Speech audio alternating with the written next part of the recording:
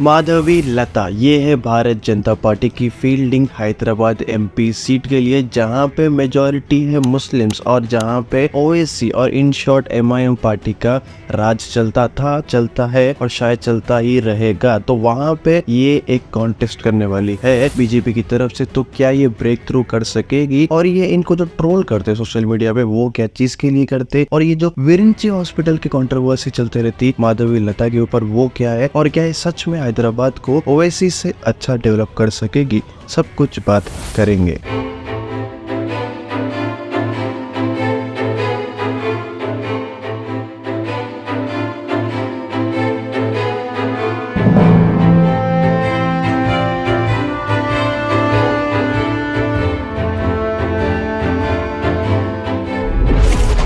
तो अगर शुरुआत से बात करें, माधवी लता एक पढ़ी लिखी पॉलिटिशियन है, बीजेपी में है मगर पढ़ी लिखी पॉलिटिशियन है, विच इज़ क्वाइट शॉकिंग। तो उन्होंने निज़ाम कॉलेज से अपनी बैचलर्स कंप्लीट की थी और उस्मानिया यूनिवर्सिटी की एफिलिएशन जो कोटी कॉलेज है वहां से अपनी मास्टर्स कंप्लीट की थी पॉलिटिक्स के अंदर। अब ये थोड़ा कंसर्न है पब्लिक का एक एक छोटे कोने में, क्योंकि ये जो बातचीत चलती रहती इनके मुंह से, कभी भी कंट्रोवर्सी क्रिएट होती रहती रजाकर कह के।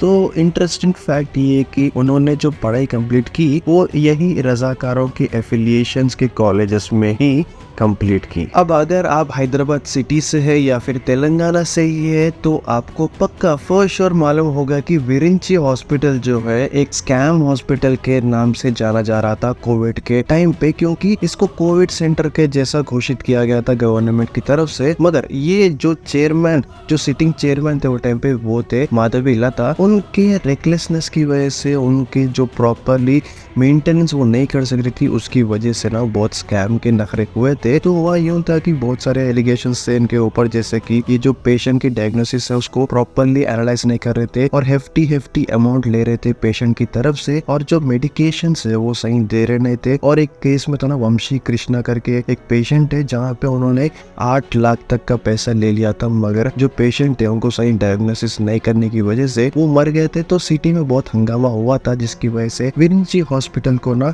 बैन कर दिए थे, कोविड सेंटर से हटा दिए थे। और अभी तक भी माधवी लता के ऊपर ना ये धब्बा है कि वो सिटिंग चेयरमैन थी और उनको वो मैनेज करने नहीं आ रहा था। तो उसकी वजह से अभी भी जो पब्लिक में टॉक है वो ये है कि एक हॉस्पिटल को मैनेज करने नहीं आ रहा था, और हैदराबाद की जो कॉन्स्टिट्यूएंसी है वो ये कैसे मैनेज कर सकेगी। अब ये तो थी एक पास्ट की बदनामी, क्योंकि किसी को नहीं मालूम कि वो टाइम पे एक्चुअल में क्या हुआ था। तो अगर वो चीज को साइड में भी हटा दे, तो अब फिलहाल ना जब वो एक फेस अपना सामने ले लेके आ रही एक कंटेस्टेंट के नाते, तो हर एक सोशल मीडिया के वीडियो में, पोस्ट में, नीचे आप कमेंट में जाओगे तो गालियों से भरा हुआ आपको कमेंट सेक्शन मिलेगा। ये लोग ना इनको बहुत गंदे तरीके से ट्रोल कर रहे हैं, और ना ये किन्नर बोलना, लेस्बियन बोलना, ये मतलब एक कॉमन हो गया। कमेंट सेक्शन में जाओ इनके, आपको यही तरीके के कमेंट मिलते हैं और गालियों से भरे हुआ कमेंट सेक्शन मिलता है। जबकि इवन आई बिलीव कि पॉलिटिशियन को उनके काम से जानना चाहिए, न्याय उनके नाम से। अब अगर माधवी लता के काम के बारे में ही थोड़ा बात कर ले तो उनके ऊपर ना ज्यादा क्वेश्चन नहीं कर सकते, क्योंकि काम उनका बहुत ज्यादा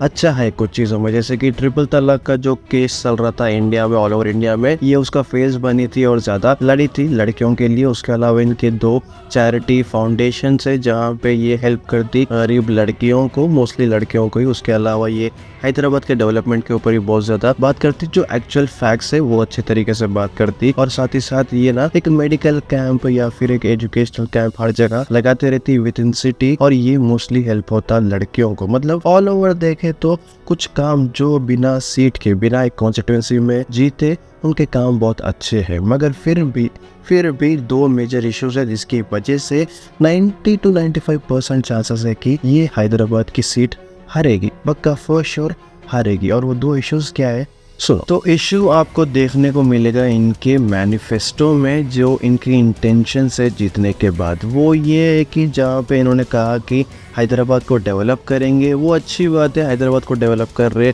और हैदराबाद को आईटी हब बनाने की बात कर रहे थे, वो भी अच्छी बात है। और जो लोकेलिटी है हैदराबाद में हर जगह उसको क्लीन करने की बात कर रहे थे, वो भी अच्छी बात है। मगर यही मैनिफेस्टो में उन्होंने ये भी इंक्लूड किया था कि जो डॉटर से जो लड़कियां हैं वो उनको भी ना पेरेंटल प्रॉपर्टी में इक्वल हक मिलना चाहिए, मतलब 50-50% मिलना ही चाहिए, इक्वल शेयर मिलना चाहिए। मगर यहाँ पे इशू आती, यहाँ पे एक इमोशनल कंसर्न आता, क्योंकि ये जो हैदराबाद कॉन्स्टिट्यूएंसी है वहाँ पे 60% तक मुस्लिम पॉपुलेशन ही है, और मुस्लिम पॉपुलेशन में जो मुस्लिम से अंडर इस्लामिक लॉ उनको ये चीज ना हजम नहीं होती। ये चीज उनके मान्यता के खिलाफ है कि बच्चियों को और बच्चों को दोनों को इक्वल प्रॉपर्टी नहीं बांट सकते। इस्लामिक लॉ के हिसाब से कुछ अलग नखरे है, और इसके अलावा हिंदूज में भी ना थोड़े नखरे अभी भी यही चल रहे कि शादी तक जो भी लड़कियों के ऊपर जो पैसा खर्चा होता उसमें प्रॉपर्टी, गोल्ड रहने दो या फिर पैसा रहने दो, बहुत खर्चा होता, तो उसके बाद जो बची हुई प्रॉपर्टी है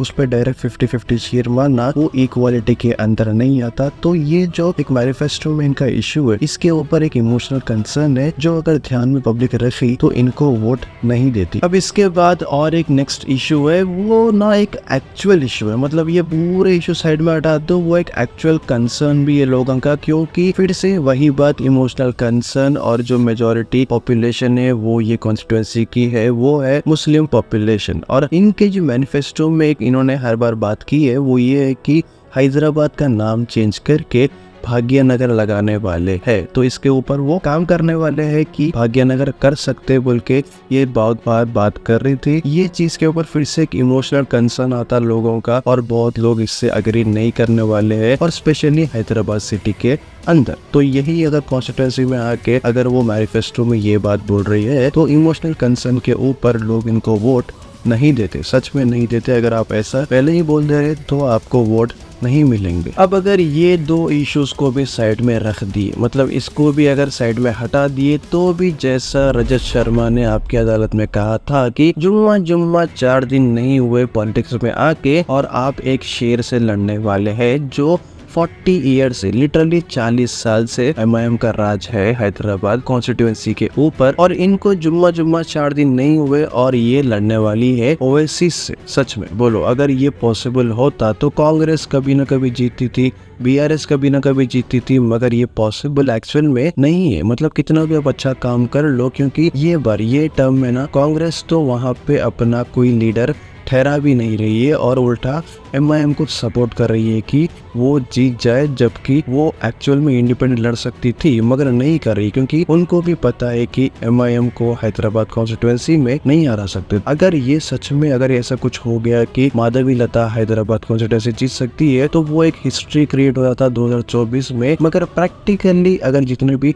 एनालिसिस है, कंक्लूजन से अगर उनकी बात करें तो ये पॉसिबल नहीं है। Despite doing some good work, Madhavi Lata शायद ये, मतलब शायद क्या 99% ये कॉन्स्टिट्यूएंसी नहीं जीत सकती है, वो तो पक्का फॉर श्योर सबको मालूम है। बहुत मिनिमल रीजंस भी है, but at the same time Asaruddin Owaisi के कॉन्स्टिट्यूएंसी के अंदर जो मेजॉरिटी पॉपुलेशन है वो सेफ फील करती, तो पक्का फॉर श्योर वो उनको ही वोट देगी। अब इसके बारे में मेरा तो मानना कुछ यही है, क्योंकि जो एनालिसिस है उसके हिसाब से यही समझ में आ रहा। तो आपका क्या मानना है कमेंट करके बोलो। अगर नए हैं तो सब्सक्राइब कर लो, और शेयर करना है तो कर दो वीडियो कहीं पे, और नोटिफिकेशन बेल भी ऑन रखो। मिलेंगे नेक्स्ट वीडियो में, टिल देन बाय।